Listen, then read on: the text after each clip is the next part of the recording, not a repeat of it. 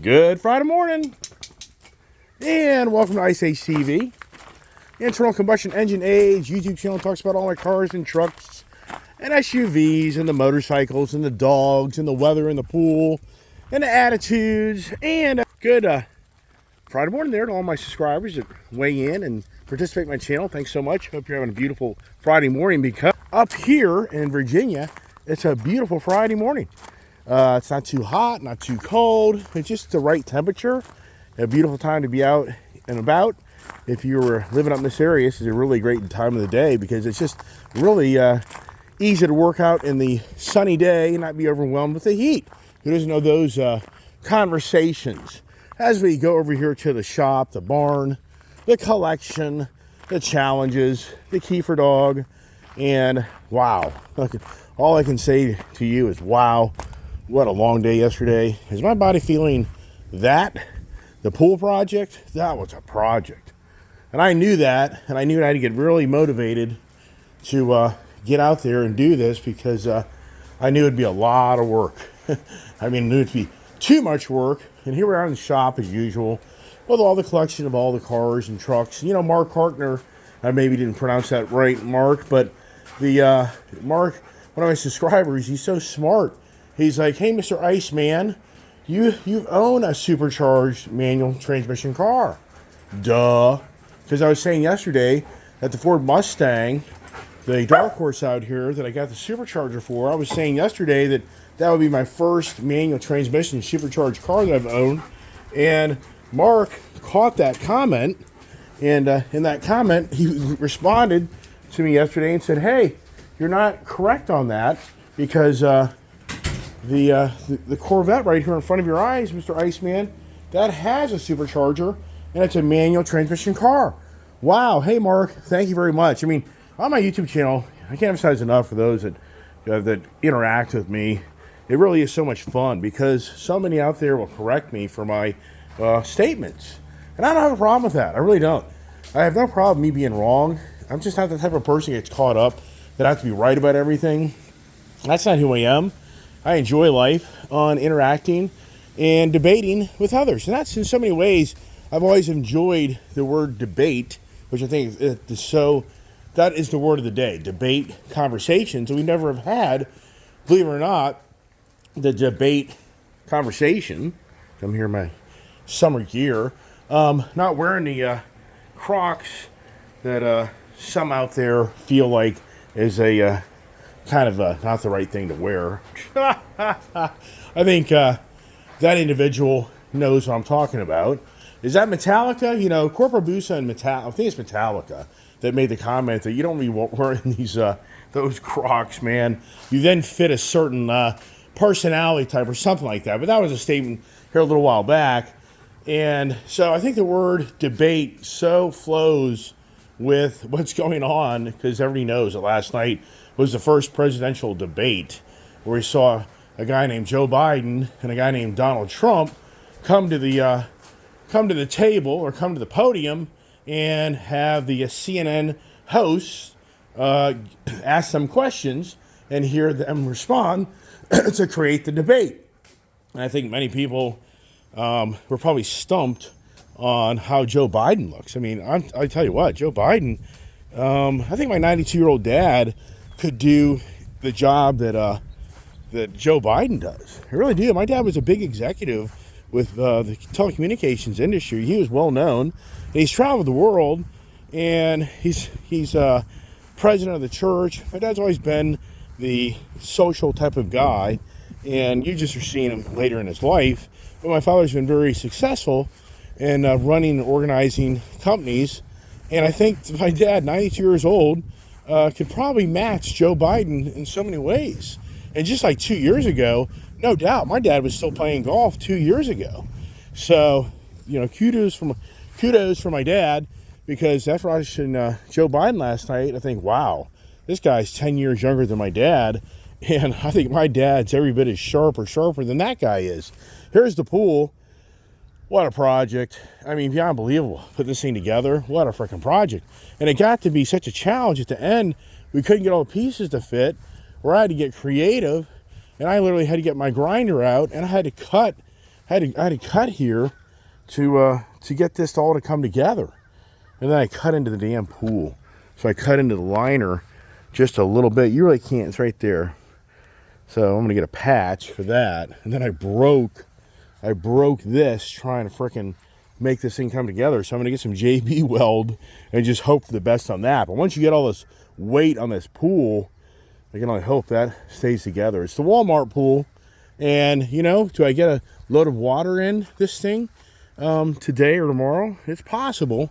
But I'll have my 4th of July pool, which would be pretty cool. So anyways, the debate, you know, on my channel, in some ways, my morning conversations, I'm sure, create a debate for many that listen to me, because I talk and ramble on about my different views and ideas and thoughts. And in some ways, I'm sure some people feel like that's a debate, because some people like Charles out there, the hood out there, he weighs in a lot of times of his thoughts, and Roger Fisher and Randy. And I mean, I just have so many cool YouTube subscribers, and I apologize if I don't get everybody's name, because there's just a lot of you out there. And Mr. Sanchez, I'm excited to hear about Mr. Sanchez. He's got his brand new 2024 Harley Davidson Road Glide, and he's going to get the rear, rear saddlebag protectors, and he's getting like the straight bar setup for the rear saddlebags, and he says like $189, and he's going to get it and let me know how he likes it, which I think is a pretty cool look on the motorcycle. And the real saddlebag protectors, those things are like $300 from Harley. I don't know if I put those on my Fast Johnny or not. I think we did. So if you see here, we've got the saddlebag protector over here, and that's a $300 purchase. And you got to take apart the whole freaking saddlebag and the assembly for the muffler. It's a little bit, it's not real radical, but it's so expensive. But it'll be interesting to hear his position and what he feels like that straight bar is. And I never even put one on my, you know, it's kind of interesting how I fixate things, but they didn't have them back at that time. I like the straight bar on the Harley up front here, and I want to put those on the ST in the back. Maybe I should even do that. I'll probably leave it alone, because that all kind of flows together. And I was thinking about putting that straight bar look for the highway bars on the Street Glide, but at the same time, I don't know. It's all about money. You know, it's another $200-$300 bill, blah, blah, blah, blah.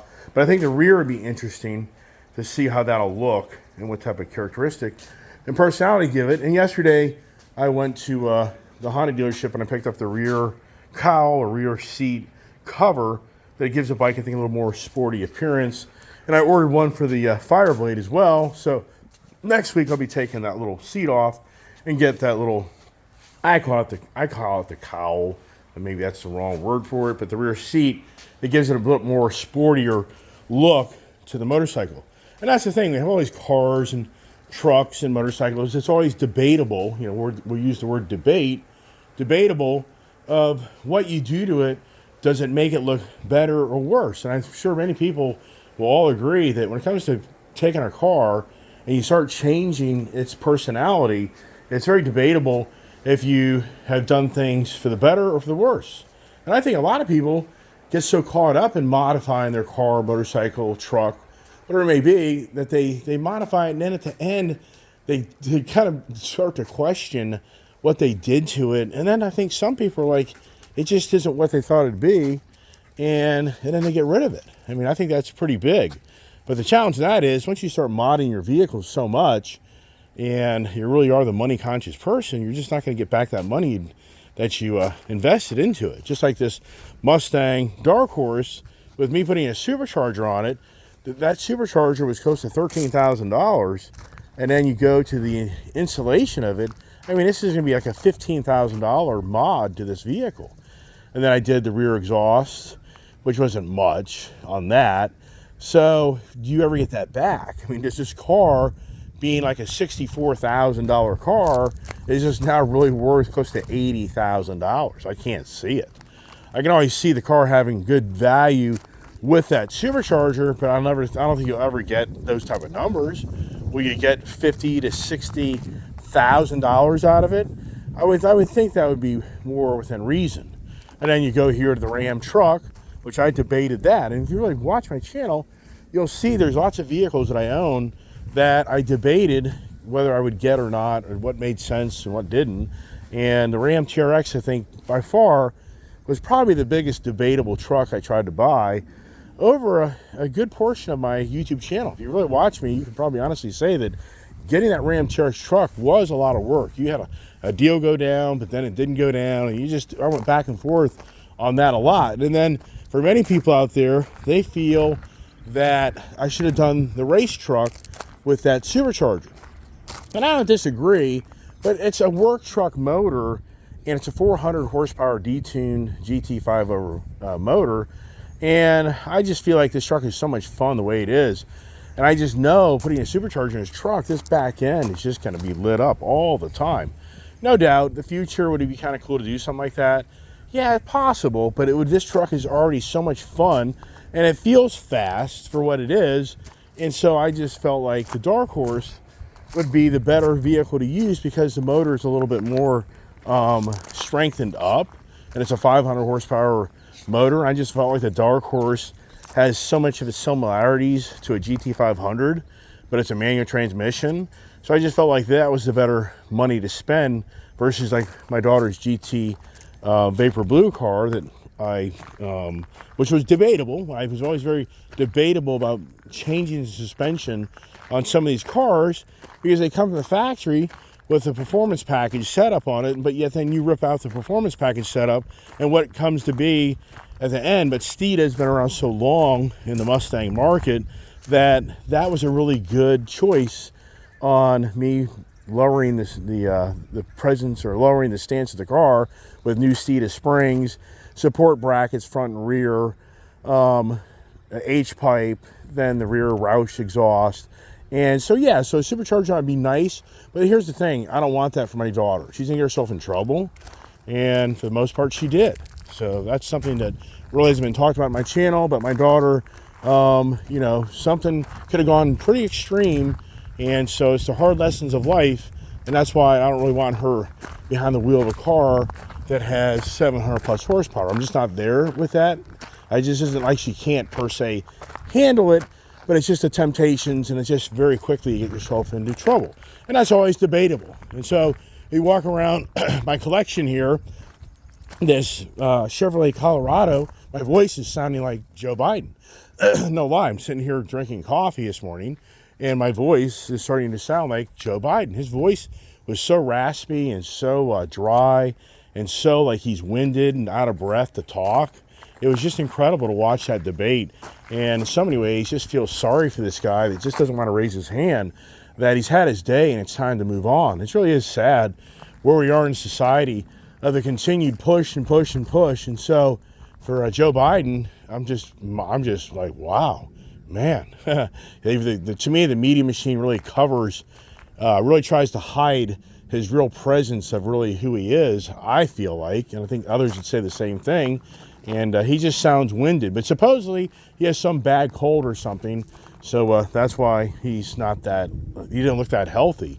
But going to the Colorado, it's debatable. I've already ordered 2 Ranger Ford pickup trucks that are the Raptor packages. And that's a huge debate on, is it worth buying those? Because the Ford versus the Chevy, I feel like the Chevy Colorado has the better look and appearance. And I think it's just a really cool truck. I don't think it has the power that the Ranger Raptor has because I've already driven one of those on a test drive. So debatable is that, okay, if it's all about the power, I think the Ford Ranger Raptor is going to win. I think it's all about the looks. And for me, the change up of all the different cars I've owned, because I've been so much the Ford guy, just the never-ending Ford products. And for me, it's come to the point where, do I start kind of changing it up? And that's where it's the debatable part of me now going back to Chevy, which, does then that turn into, I have a Chevy ZR2 pickup truck, a 1500 or a 2500, wherever it may be. That's always tempting for me. And then it's debatable about how my collection of motorcycles have changed so much because of, I've gone to the Honda side. I've gone so to the Honda side and still have the Harleys, but I really did kind of go Honda crazy here in the last few months. If you just look at the Honda CB series, and the CB 1000R is down in Florida at my brother's house, which I couldn't get that back, and that was very debatable for me to make a decision on trying to cram that bike into the back of that Ram TRX truck and put it in there sideways and strap it down. And I just got the points like, I'm going to go back to Florida. It just isn't worth it. And yes, and then the debate on the Ram TRX versus the Raptor R, a lot of people really have hammered how you got to get the Raptor R. But I've found the Ram TRX, I so much like that truck, and I just enjoy the truck. It's just a good looking truck, and I'm just now at the point that I'm just not focused on that Raptor R. I just can't see it. It's just a lot of money to get a little bit more fun factor out of it, but I just like the Ram product because that's where I came from. And I truly came from the Chevy. In my real true beginnings in life, I grew up around Chevy vehicles, Chevy trucks, GM products, and then the Mopar products, the Rams. I was never the Ford guy because I never felt that Ford could offer me the satisfaction that I wanted. And that's what happens in life, is it's a constant debate of what you as an individual want to buy or get, and then you feel was the right decision or the wrong decision. And many people here that have owned cars throughout their lifetime, they know that they've bought the wrong vehicle, and they even debated buying that vehicle. In the end, they come to realize that that was just the wrong vehicle. But more than ever in today's society, we've got the biggest debate ever in modern times because we're on the ICE age versus EV age crossover. And I think so many people are arguing and debating, and that's the thing, a debate. What really is a debate? I mean, I think that for most people will think about being in school, back in middle school, high school, and you had the debate team where you started to learn how to interact with opposing views and who would win out the debate by presenting the better views of the two. But yet we live in a society today more than ever, it doesn't seem that the majority win the debate anymore. I mean, think this through. We really are living today more than ever in a media-driven, social media-driven, political-driven debate of what so many feel is right versus wrong. But it seems like the majority is shunned. It seems like the majority are the ones that are then the problem. That they feel like the debate of something being brought and changed to this country, that you're shamed for your views of what you know is wrong versus right. And it's just beyond believable. Just watch that video last night. So hold on here. When do I get the Mustang into the dealership? I'm going to have to make some phone calls, start strategizing that project, which will be pretty badass. But so here we are in our society more than ever, which I feel like that the majority in our country don't support this administration's views and ideology. And I mean, it just kind of really is very aggravating as an individual, because just take away the two guys that were at the debate last night, and you just want to sit down with somebody over a cup of coffee, and you want to say to them, hey, the green agenda is saying to you and I that when you buy an electric vehicle, it's going to save the world. What's your view on that? And so the person across from you then presents their position. And let's just say that the one person's liberal and the one person's conservative. So you two have a discussion back and forth on the pluses and minuses. So if I was the conservative person, I would listen to the liberal-minded person talk about the green agenda, and I'd say, but don't you think that all out, all at once is kind of radical? Like there's a time frame of Mother Nature Earth. Isn't it just go to a complete shutdown and mankind is going to be terminated by 2035, which seems to be a kind of a guideline and a kind of a goal? And then I would ask the liberal-minded person that China and third world countries and India, they're not abiding by the Paris Accord. They're not abiding by all these green agendas mandates, and they're continuing just to benefit themselves financially from us and others of contributing to the green agenda guidelines and trying to make things better for mankind, but yet so many are ignoring it and won't play the game. So for you as a liberal-minded person, why do you think this country should be punished to try to advance an agenda that the majority of the bigger populations of the world doesn't want to abide by. Which you have to just step back and say, okay, so forget being a Joe Biden supporter or Donald Trump supporter. I think that two people looking at each other have to say what makes sense. And I would always say, I like electric vehicles. I like new technology, and I don't oppose electric vehicles. I oppose what comes with it that seems to be a government mandate that forces you to live a certain way that I'm not convinced is going to change the way Mother Nature Earth is in any time in the near future. So then we go to the immigration. So you're sitting there across from the same individual, and you say to them, we right now have the highest illegal immigration challenge in modern times. We've always have had illegal immigration, and other countries have illegal immigration. So it'd be foolish for me as a conservative to say under Joe Biden, all of a sudden all the illegals have shown up in our country, because that would be a false narrative, because there's always been illegal challenges. And like I said, not only here, but throughout the world, there's huge problems in Europe that have had illegal immigration.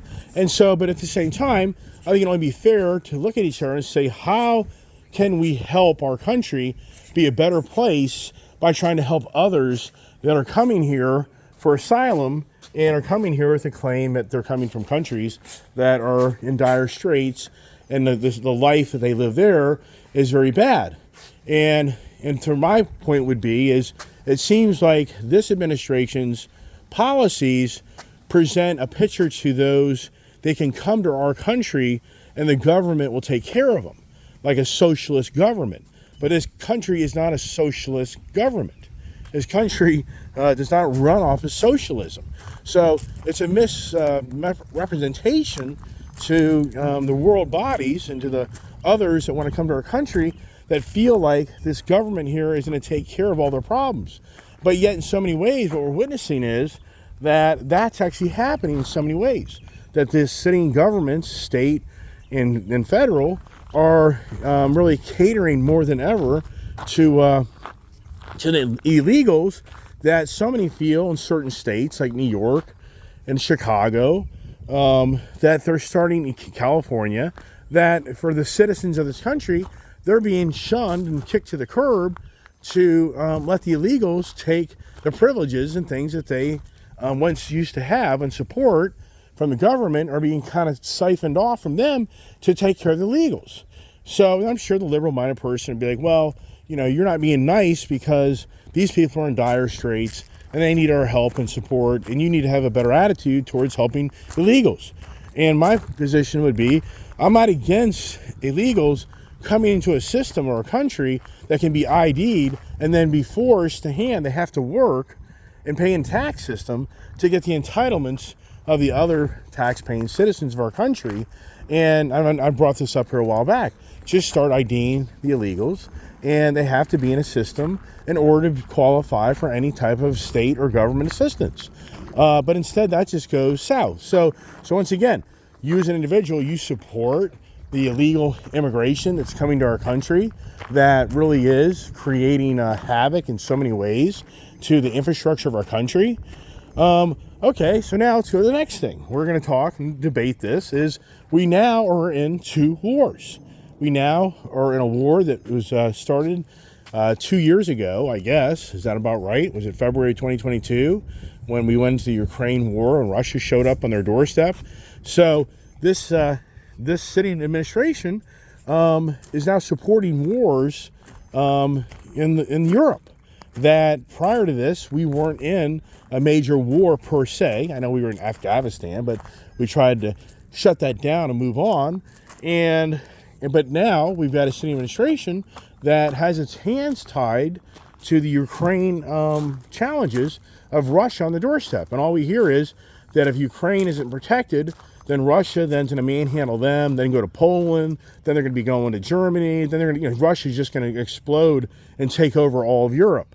Do you really believe that? I do not. I don't believe that that Putin really feels at the end of the day that he can be a guy that can just totally bulldoze Europe and start taking all these provinces and countries. I don't believe it. I can't see it. It just isn't going to happen. He's going to push the line too far, and then just too many people will be involved to shut that down. Ukraine, it's a personal war between Russia and Ukraine because of territories, but it's been going on for years. It's been going on for years, but for some reason now, we're the main supplier of all the goods and goodies to fight the war, which in the end, does Russia begin to get more aggressive towards us because they know that we're just really supporting the war against them? So once again, that's a debate as an individual to say to yourself, okay, what seems to make sense? I don't know if you could really make sense on either side of the equation. For me as an individual, I mean, I don't really have a handle on that. You think you do, but I'm not so sure we do. So there's a war challenge. So then we go to the ideology of more than ever in our society. The thoughts are that you can be whatever you want to be, and then we have the thoughts that even the younger of the people in our country can be influenced by those that feel like what is right versus wrong. And I think so many people feel like that's just crossing, it's just really why. But it seems like this administration seems to support more than ever in modern times the capability for individuals to present their views and ideas that they can put upon young people that are still just trying to grasp what is life about and what this world is about. And I feel like they're being pressured like never before to do something that they don't really understand what they're even doing. So in that case, kind of, I get it. That'll kind of go through the red flag in my channel. So I'm not going to get too far into all that stuff. And then we go, as I say, in all this green agenda stuff with the EV vehicles and the Ice Age vehicles, where I feel like more than ever, the Ice Age vehicles are having to foot the bill to help progress the EV age, which is right here on my tag on my truck. And it's a redundant conversation here, but I think that it's just incredible on how expensive all these ICE vehicles have become. But you just have to start scratching your head how these vehicles in 2-3 years time frame have seen $10,000, $20,000, $30,000, $40,000 price increases to buy a vehicle, which is just beyond believable on how has that come to be.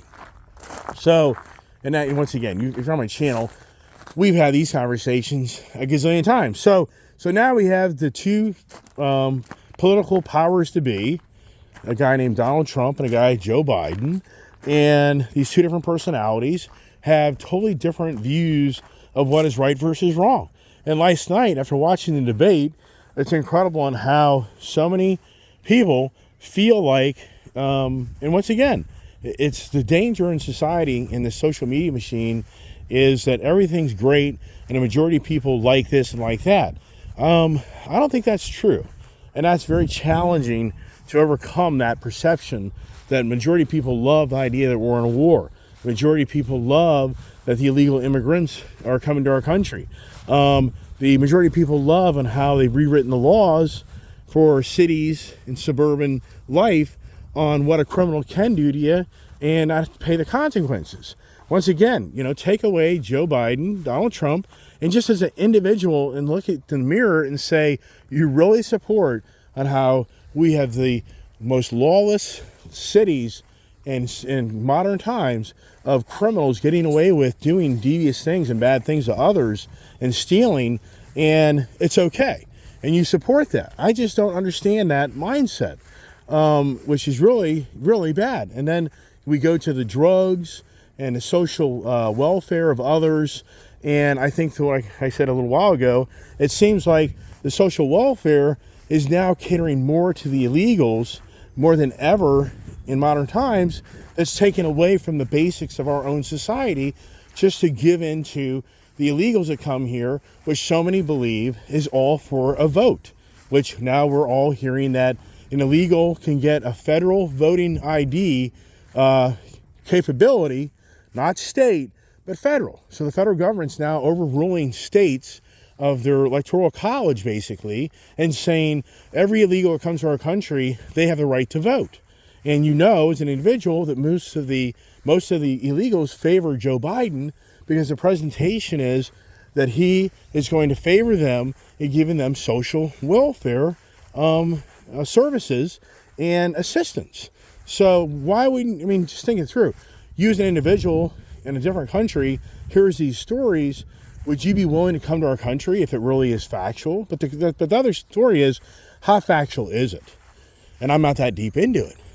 So for the debate last night, I thought the debate sucked. To me, it was nothing exciting about it.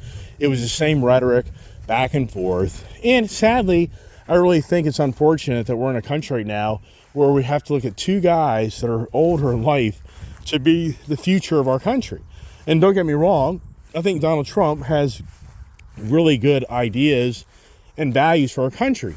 But the challenge is that the media machine has tarnished him to the point that people just hate him. And so it's very challenging for Donald Trump to appease to those that have been taught that they just hate him, and they have just done it's a never ending trying to find any fault, everything's done wrong. I'm not here to promote Donald Trump, and I'm not here to promote Joe Biden. But what I'm saying to you is, what a joke of a debate that we're looking at two guys that were on the stage now 4 years ago, but they weren't because Joe Biden was in his basement because of COVID lockdowns on doing the presidential debates. But here we are 4 years later, and we got two older guys that are trying to direct the country's future. And even though I think many would agree that the Democratic Party may be scratching their head right now, do they take away Joe Biden's privileges and put somebody else in? But I think that it wouldn't really be any different on the ideology and the views of where the Democratic Party, if you can even say it's a Democratic Party. I have Democratic friends, and they just don't identify as a Democratic Party anymore like they used to, because just what feels a radical change and transition of what they feel is right versus wrong. But the point is, it doesn't matter if you put Gavin Newsom in there or Michelle Obama, whoever it may be. It's going to be the same rhetoric, the same tune. So for the direction of our country, and we didn't even talk about inflation, did we? We didn't even talk about inflation. We even talked about the housing market. And I talk about this here a little bit more in the last few days. Does the real picture, the real dire straits start to come to be in this country? Because they are showing the first quarter GDP is down. Things are getting soft. And we're just getting ready to see the second quarter, because the end of June will be the second quarter. So would that be a July? Is that July or August statistics of where this country is? So how much longer can the country, the media machine, continue to cover for the radical views and ideas of what's being pushed upon us by an administration that I think most would agree that's been the most aggressive in modern times? And so even though if Joe Biden steps aside, I don't think anything will change. But once again, for those out there that support the Joe Biden's ideology and ideas, I just scratch my head on, we have higher energy prices, we have higher food prices, we have higher housing prices, and you can talk all day long about but here's the reality. It's the facts. The facts is everything's more expensive under this administration. And then the facts are that many warned those that voted for Joe Biden that things would get worse and not better. Many people raised their hand and said the views and ideas that this city administration is going to push on this country is going to make things so much more expensive. Green agenda, renewable energy is not affordable. It's in a very expensive transition. Illegal immigration is a very expensive lifestyle for a country to support those that don't work, that support those that come here to write off our tax system. If you look at the crime's a very expensive challenge for business and for us individuals in society, because it takes away from things being stolen from you, which drives up the costs of doing business, insurance, healthcare. I mean, sure, the drug abuse, the fentanyl. I mean, these are all healthcare related problems, the homeless in our own society, and then the war. We're in a war that is now costing the taxpayers billions and billions of dollars to fight a war that's not even in our own backyard, that's overseas, that many represent will eventually be in our front yard if we don't fight the war overseas, which that can be debatable all day long. But once again, everything under this administration has become extremely expensive, all at the sitting powers to be of you and me. You and I are the powers to be of this country and have the right to make the choices of what makes sense and doesn't. And for some reason, it seems like the powers to be in our country are wanting to support the most expensive economy ever, the wars, the illegal immigration, the lawless cities, the green agenda. We can go through the list. The expensive housing, expensive rent, expensive food. But why? Why? Why do you want to do that? I mean, sincerely. But I get it. It's because if you grew up Democratic, you grew up blue, the odds are you're going to stay blue. Because you just feel like, it's a bunch of malarkey, things are okay, and I'm all right. I mean, for a lot of people, they're going to say, to close the front door here. Well, you know what? They propped that open, so maybe my wife wants the front door open to get some fresh air into the house, which we do that. Just so I would have to guess that a lot of people are going to transition from blue to red. I don't think a lot of red people are in transition to blue. I guess it's possible, but I can't see it personally. But I'm sure I'm probably blind to the to what I'm saying sometimes, and that's the debate. So there it is. I'm gonna leave it at that. Kids work in the garage, and so I'm just gonna kind of stay out here and keep it separate from that. But that's it. I talk a lot, as you can see, and I think that last night, if we all should be scared to death for our lives, I think more than ever you should be. Because watching that debate last night, oh my gosh, to think about another 4 years of Joe Biden, I mean, sincerely. And you know what's really scary? I'm surprised nobody picked this up, and somebody can correct me if I'm wrong, but the latter part of that debate, when they were talking about the wars that we're in with Ukraine and Russia, and now Israel and the Palestinians, Joe Biden made a statement that I don't think people picked up on, because he made a statement that said that we would be in war. I was like, what? Where is that? And it's interesting, I could be wrong, so somebody out there on my channel, if you're listening to the end of that conversation of Joe Biden, he said that we will be in war. So what does that mean? And as you know, they've rewritten the wording of draft for the younger generation. The younger generation now is being alerted that they're rewriting the rules and guidelines for you, 18 to 26 years old, can be drafted, whether you're male or female. And they're even writing rules for abortions for women to be drafted into the military in Idaho that can be, whatever time frame it is. And I'm not really in depth on that. But once again, somebody on my channel, do me a favor, look at that debate last night, and I swear I heard Joe Biden say that we are going to be in a war. Wow.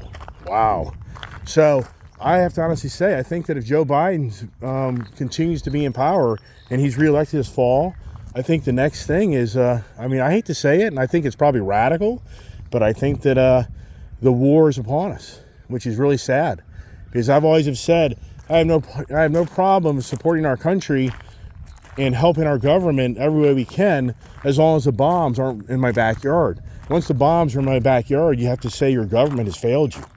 And so is the underlying goal to have the bombs in our own backyard? And I'm sure some will say, there's an individual that used to be in power that said, when I'm done with this country, you won't recognize it.